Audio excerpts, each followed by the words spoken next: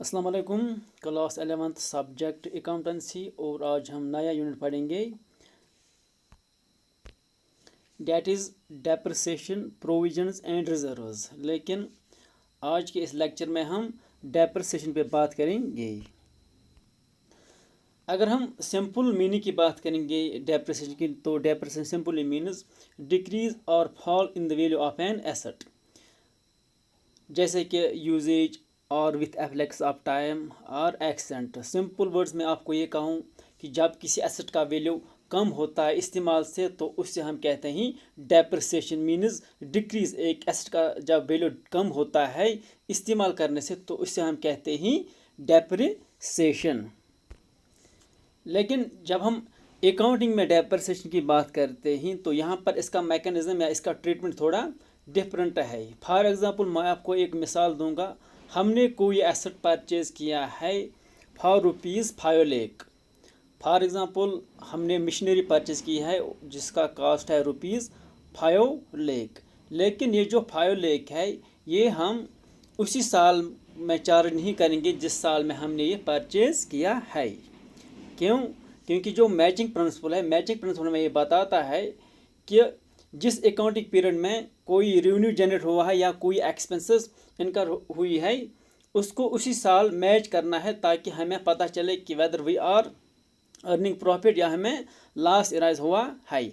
अगर ये 5 लाख हम उसी साल में चार्ज करेंगे जिस साल में हमने वो एसेट खरीदा है, तो हमारी जो फाइनेंशियल पोजीशन या जो फाइनेंशियल परफॉर्मेंस है, जो प्रॉफिट एंड लॉस को हम बनाते हैं, वो हमें ट्रू फाइनेंशियल परफॉर्मेंस नहीं दिखाएगा। क्योंकि ये जो एसेट हमने परचेज किया है ये सिर्फ एक ही साल में ख़त्म नहीं होगा, या ये जो एसेट है ये एक ही साल में हमें रेवेन्यू कमाने में मदद नहीं करेगा, बल्कि कुछ सालों तक ये एसेट कंपनी में रहेगा और कंपनी में रेवेन्यू अर्न करने में मदद करेगा। तो हम क्या करते हैं, हम सिंपली कैलकुलेट करते हैं कि एस्टिमेट लाइफ ऑफ एसेट क्या है। फॉर एग्जांपल हमने 5 लाख में कोई एसेट खरीदा है, तो हम ये एस्टिमेट करते हैं कि इसका जो एस्टिमेटेड लाइफ है डेट इज़ 4 years, मीन्स 4 साल तक ये एसेट कंपनी में चलेगा। सो ये जो 5 लाख है ये हम सिर्फ एक ही साल में चार्ज नहीं करेंगे प्रॉफिट एंड लॉस अकाउंट में। फॉर अगर हमने ये एसेट 2010 में परचेज़ किया है, तो ये जो 5 लाख है ये हम उसी 2010 में चार्ज नहीं करेंगे, बट ये जो 5 लाख है ये हम डिस्ट्रीब्यूट करेंगे जब तक इस एसेट की लाइफ है, एस्टिमेटेड लाइफ है। सो ये जो डेप्रिसिएशन है, डेप्रिसिएशन सिंपली मीन्स कि हम इस डेप्रिसिएबल अमाउंट को डिवाइड करते हैं। फिर से मैं आपको समझाऊं, जो डेप्रिसिएबल अमाउंट होता है, डेप्रिसिएबल अमाउंट वो होता है, फॉर एग्जांपल मैंने अभी आपको कहा है कि हमने कोई एसेट परचेज किया है जिसका कीमत है ₹5 लाख, और ये जो 5 लाख है हम इस एसेट की जो एस्टिमेटेड लाइफ है डेट इज़ 4 years, और 4 years में इसके बाद स्क्रैप वैल्यू क्या है इस एसेट का, हम ये कहते हैं कि इसका स्क्रैप वैल्यू है ₹1 लाख। मीन्स अगर हम उस एसेट को उस वक्त हम बेचेंगे तो उस एसेट का हमें वैल्यू आएगा ₹1 लाख। सो यहाँ पर जो डेप्रिसिएबल अमाउंट है that is 5 lakh minus 1 lakh, that is 4 lakh is the depreciable amount. और ये जो डेप्रिसिएबल अमाउंट है ये हम डिवाइड करेंगे इनटू 4 years में। मीन्स एक साल में भी हमें 1 लाख खर्चा आएगा, दूसरे साल में और तीसरे साल में और चौथे साल में, क्योंकि ये जो डेप्रिसिएबल अमाउंट है इस पर हम डेप्रिसिएशन कैलकुलेट करते ही। हम ये कहते हैं कि 4 साल हमारी एसेट की लाइफ है और डेप्रिसिएबल अमाउंट है ₹4 लाख, क्योंकि जो 1 लाख है वो हमने लेस किया, that is it is scrap value. और ये जो 4 लाख है ये हम डिवाइड करते ही जो एक एसेट का एस्टिमेटेड लाइफ है 1 लाख पर ईयर ये डिवाइड होता है, तो इस डेप्रिसिएशन को हम कहते हैं एक्सपेंसेस। हम ट्रीट करते हैं फिर इस डेप्रिसिएशन को एक्सपेंस, और फिर ये हम प्रॉफिट एंड लॉस अकाउंट में चार्ज करते ही, डेट इज़ हम 1 ही लाख चार्ज करेंगे प्रॉफिट एंड लॉस अकाउंट में। क्योंकि ये जो एसेट है इसकी जो एस्टिमेटेड लाइफ है डेट इज़ 4 years, मीन्स ये 4 साल तक कंपनी में रहेगा और कंपनी में रेवेन्यू जनरेट करने में मदद करेगा। इसलिए हम सिर्फ उसी साल में ये चार्ज नहीं करेंगे जिस साल में हमने ये परचेज़ किया है। क्योंकि जो मैचिंग प्रिंसिपल है, मैचिंग प्रिंसिपल में ये बताता है कि जिस अकाउंटिंग पीरियड में आपने कोई रेवेन्यू कमाया है या कोई एक्सपेंस इनकर हुई है, आप उनको मैच कीजिए, फिर आप कैलकुलेट कीजिए कि weather company is earning a profit और लॉस। अगर ये मैचिंग प्रिंसिपल हम यहाँ पर वॉयलेट करेंगे तो हम क्या करेंगे, हम उसी साल में ये सारे एक्सपेंडिचर दिखाएंगे जिस साल में हमने ये एसेट परचेज किया है। लेकिन ड्यू टू दिस प्रिंसिपल हम क्या करते हैं, हम वही एक्सपेंस इस साल में लेते हैं जो इनकर हुई है। मैचिंग प्रिंसिपल में हम क्या करते हैं, वही एक्सपेंस हम लेते हैं जो इस अकाउंटिंग पीरियड में इनकर हुई है। और जो एसेट है, हमने जो एसेट परचेज किया है, ये सिर्फ एक ही साल या 2 साल कंपनी में नहीं रहेगा, बल्कि इसकी कुछ लाइफ होगी और उस लाइफ को हम इस्टीमेट करते ही फिर जो डेप्रिशिएबल अमाउंट है उसको फिर डिवाइड करते हैं उन ईयर्स में, ताकि हमें पता चले कि कितना डेप्रिसिएशन हमें चार्ज करना पड़ेगा प्रॉफिट एंड लॉस अकाउंट में, कितना वैल्यू हमारे एसेट का डिक्रीज़ होता है। जो एसेट का वैल्यू हमें डिक्रीज़ होता है उसी को फिर हम चार्ज करते ही प्रॉफिट एंड लॉस अकाउंट में। तो इन अकाउंट हम क्या करते हैं, हम डेप्रिशिएबल अमाउंट को डिवाइड करते ही जो एक एसेट की एस्टिमेट लाइफ होती है, और जो डेप्रिसिएशन फिर हम कैलकुलेट करेंगे पर ईयर, उसी को हम चार्ज करेंगे प्रॉफिट एंड लॉस अकाउंट में, ताकि जो हमारा प्रॉफिट लॉस अकाउंट वो हमें ट्रू और एक्यूरेट फाइनेंशियल परफॉर्मेंस दिखाए। और जो डेप्रिसिएशन है ये हम हर एक एसेट्स पर चार्ज करते ही एक्सेप्ट लैंड। लैंड पर हम डेप्रिसिएशन चार्ज नहीं करते ही। रीज़न ये है कि जो लैंड का वैल्यू हो वो इंक्रीज़ होता है हर साल, न कि डिक्रीज़, क्योंकि आपने खुद भी ये ऑब्जर्व किया होगा कि जो लैंड का वैल्यू है वो कम नहीं होता है। अगर 2019 में लैंड का वैल्यू था 1 करोड़, दैट इज़ 1 लाख, दूसरे साल में इसका जो वैल्यू है वो इंक्रीज़ होगा, मीन्स इसीलिए हम जो डेप्रिसिएशन है ये हम चार्ज नहीं करते ही लैंड पर। रीज़न ये है कि जो लैंड का वैल्यू है वो इंक्रीज़ होता है। अकाउंटिंग स्टैंडर्ड 6, जो अकाउंट स्टैंडर्ड 6 है, जो किसने इशू किया है, institute of chart accounts of India, ये डील करता है डेप्रिसिएशन अकाउंटिंग से। जो चार्टर्ड जो अकाउंट स्टैंडर्ड 6 है ये डील किसे करता है, डेप्रिसिएशन अकाउंटिंग से। और as per account standard 6 depreciation is not applicable on following items.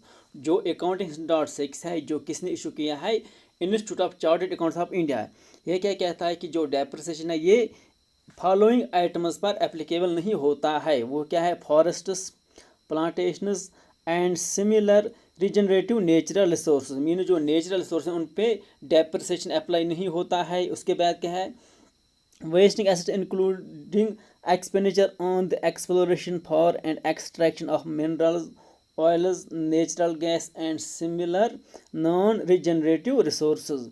जो मिनरल्स हैं, ऑयल्स हैं या नेचुरल गैस है, उस पर भी ये डेप्रिसिएशन अप्लाई नहीं होता है। Expenditure on research and development, उस पर भी एप्लीकेबल नहीं है। गुडविल पे भी ये एप्लीकेबल नहीं है, और लाइव स्टॉक पर भी ये एप्लीकेबल नहीं है। क्या, डेप्रिसिएशन इन आइटम्स पर एप्लीकेबल नहीं है। नीड फॉर डेप्रिसिएशन, जो मैंने आपको अभी बताया कि जो मैचिंग ऑफ कास्ट्स और रेवेन्यू जो हम मैचिंग प्रिंसिपल करते हैं, हम क्या करते हैं, कास्ट्स और रेवेन्यू को हम मैच करते हैं या एक्सपेंस रेवेन्यू को हम मैच करते हैं, ताकि हमें पता चले कि कंपनी ने कितना प्रॉफिट अर्न किया है। सो ये जो डेप्रिसिएशन है ये हम इसलिए करते हैं ताकि जो मैचिंग प्रिंसिपल है उसको हम फॉलो करें। सेकंड है इसका कंसिडरेशन ऑफ टैक्स।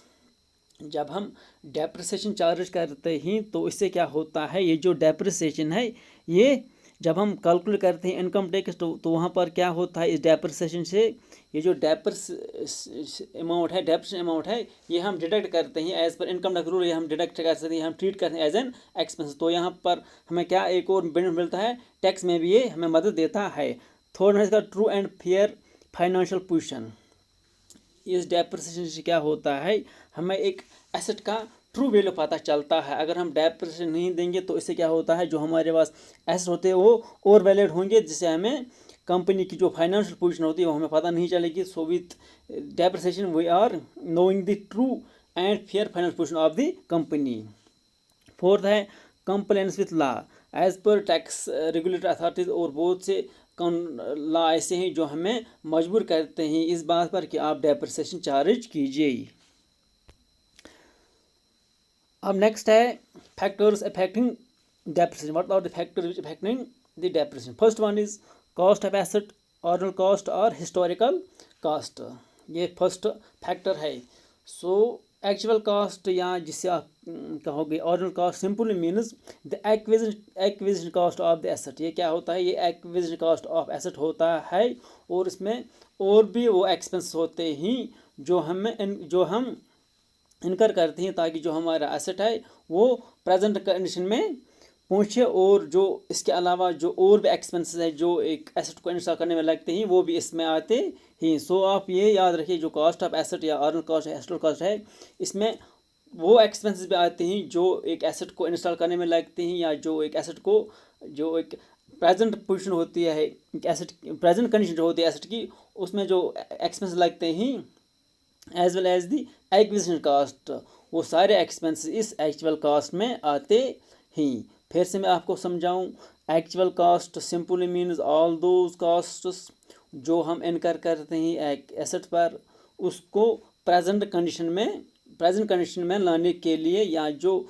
और सारे एक्सपेंसेस जो एक एसेट को इंस्टॉल करने में लगते हैं उसे हम कहते हैं actual cost of the asset. उसके बाद the estimated net residual value और स्क्रैप वैल्यू और सेल्वेज वैल्यू। मैंने आपको अभी भी कहा, अगर हमने कोई एसेट परचेज किया है जिसकी जो estimated life that is 4 years, उसके बाद हम देखते हैं कि इसका स्क्रैप वैल्यू। फॉर एग्जांपल, अगर हमने कोई एसेट परचेज किया है 5 लाख में, जब हम इसकी जो estimated life that is 4 years, फिर हम देखते हैं कि इसका जो स्क्रैप वैल्यू या हम ये कहते हैं कि एक्सपायरी वैल्यू क्या है, जब अगर हम इस एसेट को सेल करेंगे तो उस वक्त इस एसेट का वैल्यू क्या होगा, तो उसे हम कहते हैं स्क्रैप वैल्यू। सो फिर से मैं आपको समझाऊं, रेजिडुअल और स्क्रैप वैल्यू एक एक्सपेक्टेड वैल्यू होता है जो हम एक्सपेक्ट करते हैं कि इससे एसेट से ये इतना रियलाइज हो जाएगा जब हम इस एसेट को खरीदेंगे। सो ये जो स्क्रैप वैल्यू या रेजिडुअल वैल्यू है, ये एक इम्पॉर्टेंट होता है डेप्रिसिएशन कैलकुलेट करने के लिए, क्योंकि ये हम लेस करते ही जो हम एसेट परचेज करते ही उससे हम फिर ये लेस करते हैं ताकि हमें डेप्रिशिएबल अमाउंट निकले। फिर से मैं आपको समझाऊं, स्क्रैप वैल्यू वो वैल्यू होता है जो हम एक्सपेक्ट करते ही जो एक एसेट की जो एस्टिमेट लाइफ होती है, हम ये देखते हैं कि eight the end of the life of an asset हमें क्या वैल्यू रियलाइज हो जाएगा इस एसेट से, उसे हम कहते हैं स्क्रैप वैल्यू। ये जो स्क्रैप वैल्यू है ये हम फिर किसे लेस करते ही कॉस्ट ऑफ एसेट से, ताकि हमें डेप्रिशिएबल कॉस्ट निकले, या जिसे हम कहते हैं एक और नाम कहते हैं डेप्रिशिएबल अमाउंट। तीसरा है डेप्रिशिएबल कॉस्ट, और जिसे हम कहते हैं डेप्रिशिएबल अमाउंट। ये हम कैसे कैलकुलेट करते हैं, मैंने आपको अभी कहा है कि जो स्क्रैप वैल्यू है ये हम किसे लेस करते हैं, कॉस्ट ऑफ एसेट, जो एक एसेट का कॉस्ट होता है। और कॉस्ट सिंपली कॉस्ट ये नहीं कि हमने किसने में कोई एसेट परचेज किया, बल्कि इसमें और भी एक्सपेंस आते हैं जो हम इनकर करते हैं कि इसी एसेट को परचेज करने में, फिर उसको इंस्टॉल करने में, उसको प्रेजेंट कंडीशन में लाने में, वो सारे एक्सपेंस इसमें आते हैं। So cost of asset minus net residual value, scrap value जब हम इसे लेस करते हैं तो हमें क्या कैलकुलेट होता है, डेप्रिशिएबल अमाउंट, या जिसे हम कहते हैं depreciable cost. It is the depreciable cost which is distribute. और मैंने आपको अभी पहले भी कहा कि जो ये डेप्रिशिएबल कॉस्ट होता है यही फिर हम डिस्ट्रीब्यूट करते हैं जो एसेट की लाइफ होती है, यूज़फुल लाइफ जो एक एसेट को होता है, फिर ये डेप्रिशिएबल कॉस्ट हम डिवाइड या डिस्ट्रीब्यूट करते हैं। Estimated useful life,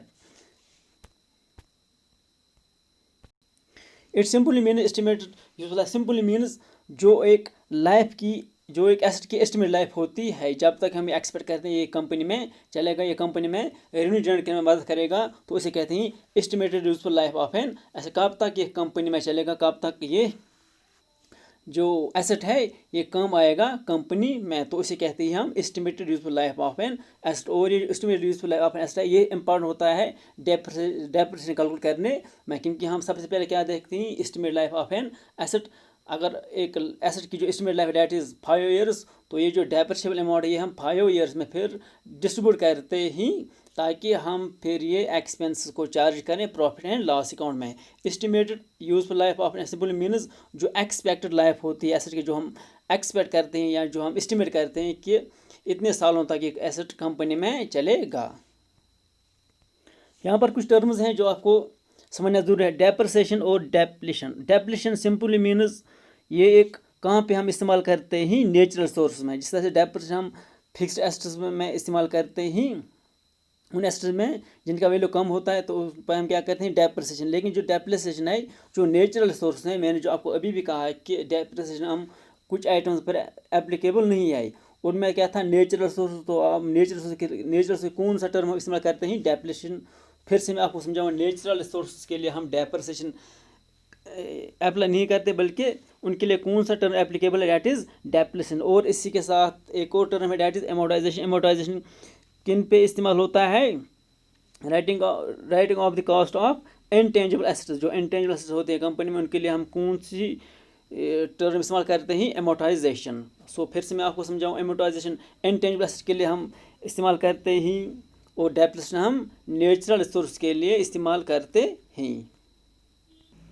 Methods of charging depreciation. What are the methods of charging depreciation? First one is straight line method. इसका एक और नाम है फिक्स्ड इंस्टॉलमेंट मेथड, और या आप ये भी कह सकते हो ऑर्डिनल कॉस्ट मेथड। ये जो स्ट्रेट लाइन मेथड है, ये नाम से ही पता चलता है। इसमें हम क्या करते हैं, एक सेम अमाउंट हम डेप्रिसिएशन चार्ज करते हैं एसेट पर through out it is life. जो एक एसेट की लाइफ होती है, उस पर हम same amount as a depreciation charge करते हैं जब तक उस एसेट की एस्टिमेट लाइफ होती है। इसके लिए फॉर्मूला नीचे है, depreciation is equalled cost of asset. जो एसेट का कॉस्ट होता है, इसमें ऑलरेडी बहुत सारे एक्सपेंस भी होते हैं, as well as the acquisition cost of an asset minus estimated net residual value. जिससे मैंने आपको अभी कहा स्क्रैप वैल्यू, हम स्क्रैप वैल्यू इससे लेस करते हैं, और नीचे हम क्या करें, divide by estimated useful life of the asset. Divide क्या करते हैं हम, जो एक लाइफ की एस्टिमेट लाइफ होती है। Rate of depreciation is equal to annual depreciation amount is divide by acquisition cost into 100। अगर हमें रेट ऑफ डेप्रिसिएशन कैलकुलेट करना होगा, तो उसके लिए कौन सी फार्मूला है, annual depreciation amount divide by acquisition cost into 100। इससे हमें रेट ऑफ डेप्रिसिएशन पता चलेगा, या आप कैलकुलेट कर सकते हो। एडवांटेजेस, ये जो स्ट्रेट लाइन मेथड है, ये बहुत सिंपल है और आसान, समझना भी है और अप्लाई करना भी आसान है। कि इसमें हम क्या, स्ट्रेट लाइन में हम सिंपली क्या करते हैं, हम फिक्स्ड डेप्रिसिएशन चार्ज करते हैं। और ये जो दूसरा है, एसेट्स हम क्या करेंगे, एसेट को हम डेप्रिसिएट कर सकते हैं up to the net scrap value, या जीरो वैल्यू तक हम एसेट को डेप्रिसिएट कर सकते हैं, किसमें, स्ट्रेट लाइन मेथड में। और थर्ड वन इसका है, जो हम डेप्रिसिएशन चार्ज करते हैं वो सेम अमाउंट होता है, और सेम अमाउंट हम चार्ज कहाँ पे करते हैं, प्रॉफिट एंड लॉस अकाउंट में। जिससे इससे क्या होता है, जब हम कंपैरिजन करेंगे प्रॉफिट्स को, तो उसमें हमें आसानी होगी। लेकिन ये जो मेथड है, ये उन एसेट्स के लिए यूज़फुल है जिनको हम एक्यूरेटली एस्टिमेट कर सकते हैं, और जहाँ पर एसेट का जो इस्तेमाल होता है वो कंसिस्टेंट होगा, वहाँ पर हम ये स्ट्रेट लाइन मेथड इस्तेमाल कर सकते हैं, कि इसमें हम फिक्स्ड डेप्रिसिएशन चार्ज करते हैं। लिमिटेशन इसमें क्या, फर्स्ट लिमिटेशन इज, जो ये मेथड है, it is simply based on the fault assumption. क्योंकि हम फुली तरह से एज्यूम नहीं कर सकते ही कि कितना चार्ज हम एसेट, कितना डेप्थ हमें चार्ज करना पड़ेगा एसेट पर इन डिफरेंट अकाउंटिंग ईयर्स में। सो फर्स्ट लिमिटेशन इसमें क्या है, कि जब हम डेप्रिसिएशन चार्ज करते हैं एसेट पर, वो हम सेम करते हैं, लेकिन जो एजम्पशन है, हम जो सेम अमाउंट चार्ज करते हैं एसेट पर, वो डिफरेंट हम वो सेम हम करते हैं चार्ज, लेकिन इन रियलिटी ये नहीं होता है। सेकंड वन इससे क्या, विद पैसेज ऑफ टाइम जो एक एसेट की जो पोजीशन होती है वो डिक्रीज होती है, और रिपेयर या जो बहुत सारे एक्सपेंस होते हैं वो बढ़ते हैं। इससे क्या होता है, जो एक एसेट इसमें क्या होता है, फिर जो हम डेप्रिसिएशन चार्ज करते हैं, जब हम रिपेयर्स भी इसमें इंक्लूड करेंगे, तो सेम अमाउंट इसमें नहीं रहता है, किसमें, स्ट्रेट लाइन मेथड में। फिर से मैं आपको समझाऊं, स्ट्रेट लाइन मेथड में हम क्या कहते थे, कि हम same amount of depreciation charge करते हैं through out the life of an asset. लेकिन जब पहले कुछ साल होते हैं, उसमें जो एसेट की जो पोजीशन होती है वो ठीक होती है, लेकिन with the passage of time asset की जो कंडीशन होती है वो ख़राब होता है, तो इसके साथ क्या होता है, हमें ज़्यादा एक्सपेंसेस लगाने पड़ते हैं, रिपेयर चार्जेस ज़्यादा लगाने पड़ते हैं। तो उससे क्या होता है, जो डेप्रिसिएबल अमाउंट होता है वो इंक्रीज़ होता है, क्योंकि हम इसमें फिर ज़्यादा रिपेयर चार्जेस लगाते हैं। लिमिटेशन में फिर से समझाऊँ, ये जो मेथड है, स्ट्रेट लाइन मेथड है, ये किस पे डिपेंड करता है। हम सिंपली क्या करते हैं, हम हमारा जो एजम्पशन होता है वो गलत होता है, क्योंकि हम सेम अमाउंट चार्ज करते हैं एक एसेट पर डिफरेंट अकाउंटिंग पीरियड्स में, जो इन रियलिटी नहीं होता है। दूसरा ये है, जो हम एसेट परचेज करते हैं उसकी जो एफिशिएंसी या जो कंडीशन होती है वो पहले कुछ सालों में अच्छी होती है, उसके बाद वो उस कंडीशन में नहीं रहता है, जिससे क्या होता है, हमें रिपेयर और मेंटेनेंस एक्सपेंसेस इंक्रीज होते हैं।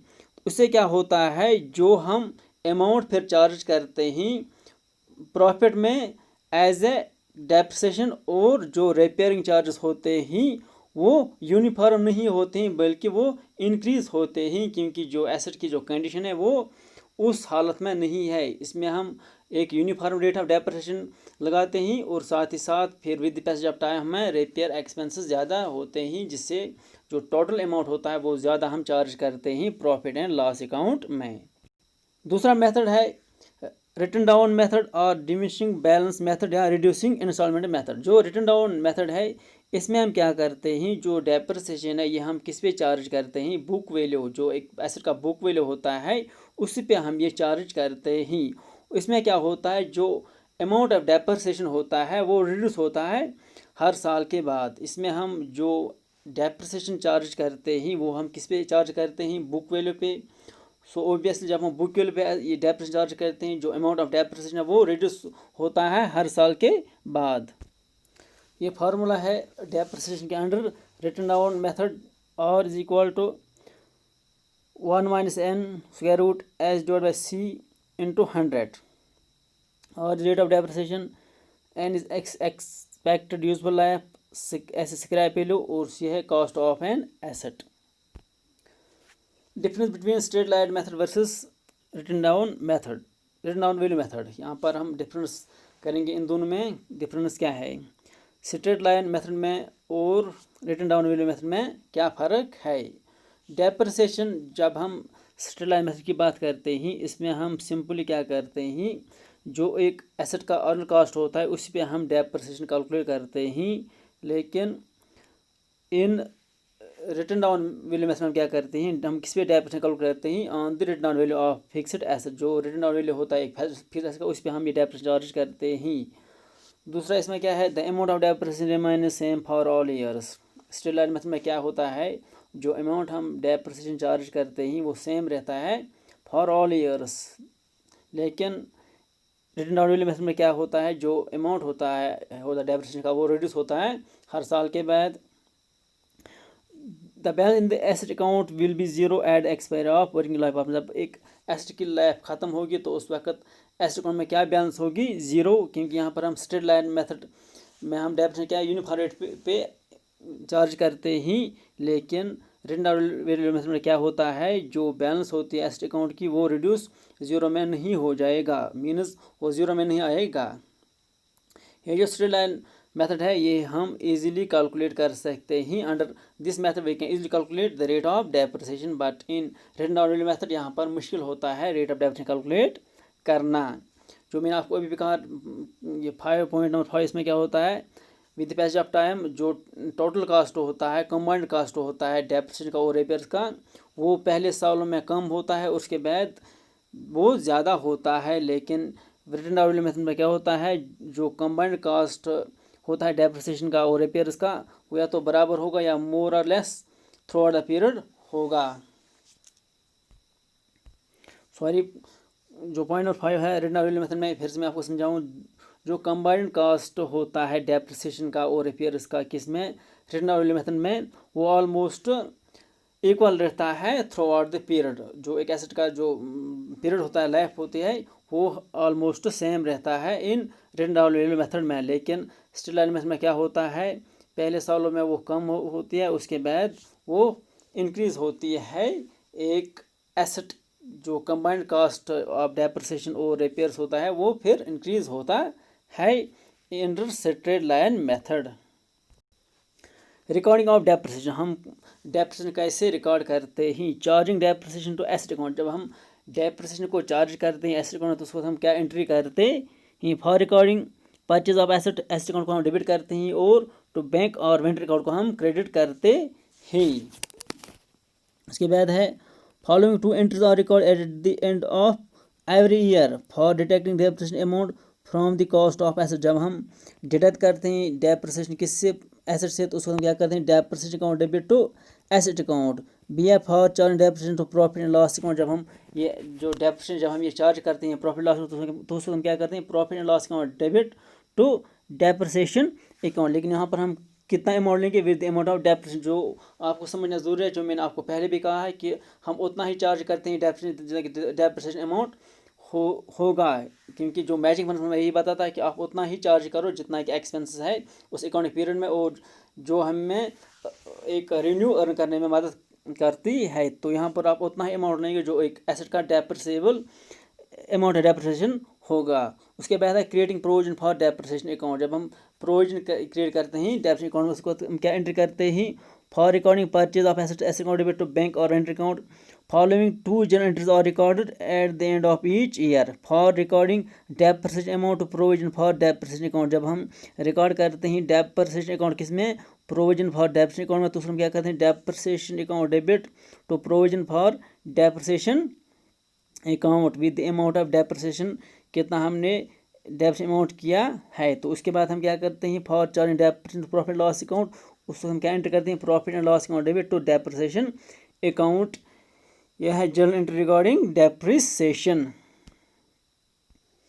सो ये था आज का lecture regarding depreciation. In next lecture हम कुछ न्यूमेरिकल सॉल्व करेंगे ताकि हमें पता चले कि हम कैसे कैलकुलेट करते हैं डेप्रिसिएशन और इसकी हम एंट्री कैसे करते हैं और अकाउंट्स में हम कैसे ये शो करते हैं डेप्रिसिएशन। होप आपको ये समझ में आया होगा। Thank you very much.